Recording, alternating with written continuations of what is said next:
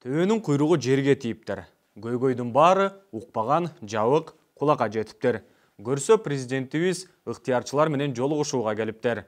Саламатсызбы, түйүрткени көрүп жатасыз. Биз баштадык.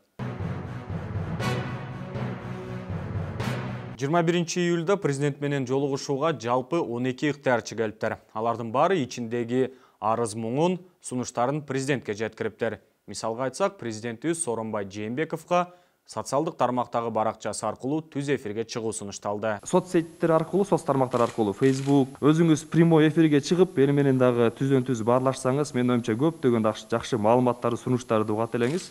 Муну Михаил Саакашвили, Никола Пашинян, Армения президенттери, премьерлери почти күндө кылышат. Сунуш сонун. Бирок санариптешүү деген сөздү эң көп колдонгон мамлекет башчыбыз өзү санариптешүүгө даяр бекен. Вот как бы, ну что здесь говорить, это... Кийинки суроо азыркы учурда тартыш болуп жаткан дары-дармектерди чет өлкөдөн алып келүү жөнүндө. Вот уже более 10 дней, как 7 дней мы получили концентратора, все еще проблема не решается с налогами и с таможенным оформлением. Вот это реальная проблема. Бабур Латиханович, Кыргызстанда бажы тармагына тиешелүү болгон маселелер боюнча башка кишиге кайрылыш керек. O'z muxlislarga faqat eng yaxshisini ilinadigan jamoat. Million jamoasi. Жолугушуунун жүрүшүндө убадалар жөнүндө жакшы маселе козголуптур. 200 миң сом берилет деген убада берилген. Ушу вирустан кайтыш болгон медиктерге 1 миллион сом кошумча бир пул берилет дегенде акчасычы. Бирок көпчүлүк учурда ушу берилбей жатыптыр да. Биз да учурдан пайдаланып, негизги убаданы кайра эске салуудан тажабай келебиз. Пенсияны жылда көтөрөбүз, урматтуу агайын туугандар. Сөз көтөрөбүз. Алар 10 миң кылса, 11 миң кылып берем, урматтуу агайын туугандар. Буну унутпагыла. Мына айтып атышат, биз айлыкты 23 кылабыз дейт, 25 миң кылабыз дейт. Алар 25 миң кылса, мен 26 миң кылып берем. Мага ишенгил, урматтуу агайын туугандар. Негизи дарыгерлердин маянасына байланышкан маселелер боюнча бизге дагы каттар келген. Алардын айрымдарын окусак. Бишкек шаардык санитардык эпидемиологиялык борборунда иштеген эжем жана жездем жумуш учурунда аты жаман дартты жугузуп алышты. Бирок айлыктар төлөнбөй, токтотулуп, мамлекет тарабынан эч жардам көрсөтүлбөй жатат. Саламатсызбы? Пандемиядан көптөгөн медицина кызматкерлери жарандарга жардам берүүсү үстүндө өздөрү да жабыркап калышты. Айткандай эле мен дагы ооруп калдым апрелде. Азыркы учурда жолдошум ооруп жатат.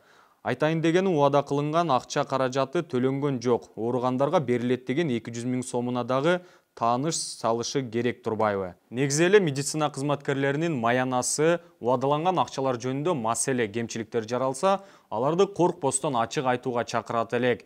Бул маселенин чечилишине жакшы түрткү болот. Если аким района городского не исполняет свои обязанности, как он их должен исполнять, люди никогда не скажут, что это аким виноват в чем-то, потому что они не имеют представления, как государственная машина работает. Они скажут, что президент не доглядел. И я бы хотел сказать, что сейчас вся вот именно работа государственных органов смахивает на то, что это какая-то операция по дискредитации президента, потому что все органы работают так, чтобы полностью вас дискредитировать. Айтылгандар кайсы бир деңгээлде туура.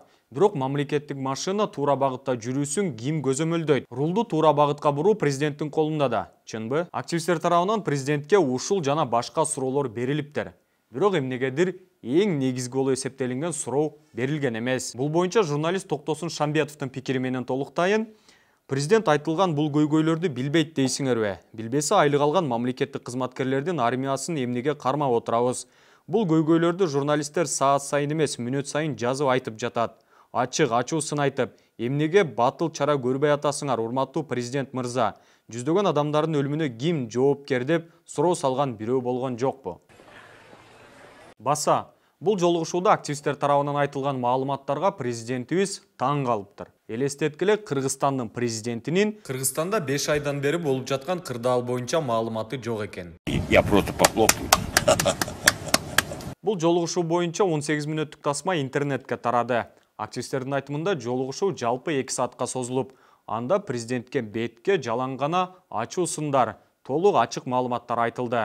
Бирок 18 мүнөттүк тасмада бул учурлар көп байкалган жок. Балким аларды кесип салса керек.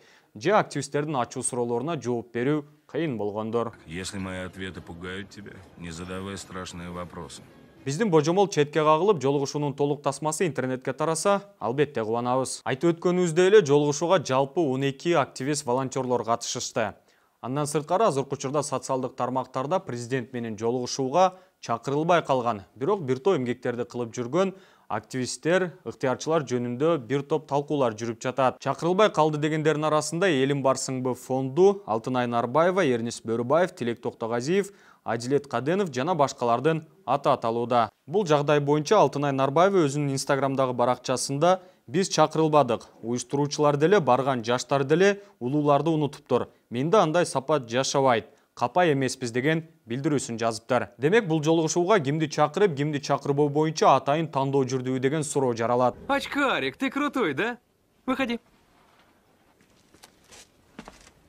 Я не тебя вызывал, я звал этого того. Бул жолугушуу азыркы учурда социалдык тармакта эң көп талкууланып жаткан окуялардын бири болууда. Алардын арасында бул жолугушуу атайын эл көзүнө эле упай топтоо үчүн өткөрүлдү дегендер бар. Сиз кандай ойлойсуз? Өзүңүздүн пикириңизди билдирүүгө калтырыңыз. Бул жолугушуунун максаты эмне болду?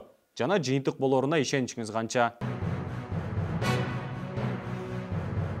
Биз болсо ушунча убакыт бөлүп ыктыярчылар менен жолуккан соң президент туура чечим кабыл алат деп үмүттөнөлү. Ал эми ыктыярчыларга кайрылып баса белгилеп айтар элек. Биздин бул чыгарылышыбыз жалаң гана сиздердин президент менен болгон жолугушуу жөнүндө болду.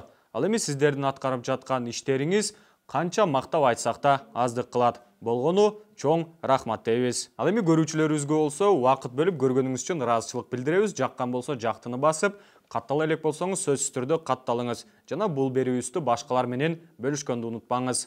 Ден соолукта болуңуз.